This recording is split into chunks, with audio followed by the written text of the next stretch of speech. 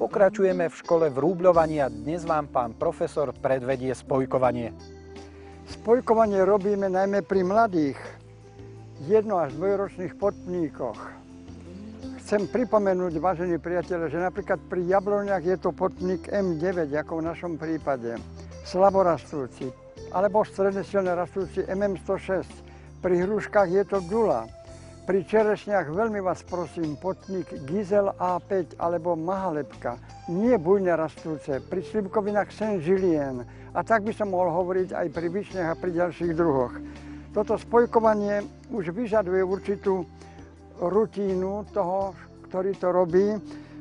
Pozerám si hrúbku potpníka, hrúbku budúceho vrúbla. Asi v tomto mieste urobím zárez. Prosím kameru, keby to vnímala. Rez začnem robiť opäť tak, ako sme pri vrúblovaní podkôru robili. Tento rez mám urobený tak, že púčik je v strede. A teraz si vyberem jabloň, ktorú chcem mať a opäť urobím. Podívajte sa na to, ako to vypadá, že tá dĺžka, výška, že sú takmer totožné. A túto skrátim nad tretím púčikom. Spojím vrúbel s potníkom. Janko mi pomôže s páskou. Je dôležité, aby tie okrajové časti boli na seba presne napojené.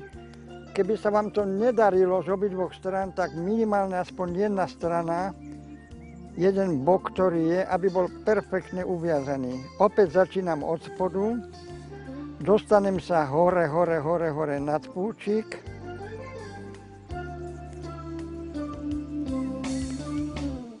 A dostanem sa opäť dole, kde to opäť podvlečeným takto uviažem. Čo je dôležité vedieť, vážení priatelia, že vosk musí mať okamžite pripravený, zatriem reznú plochu a tuto, ak si myslím, že by bolo treba, tak pre istotu aj po bokoch toho vrúbla, i keď je to fóliou zakryté, troška toho vosku dám. To je spôsob, ktorý je, čo by som tuto ešte mal urobiť pri tomto potníku, aby nedošlo k aktívnemu rastu zo spodu a na konto toho prevrúbovaného, tak toto všetko takto nožnicami ostrými odstrihnem.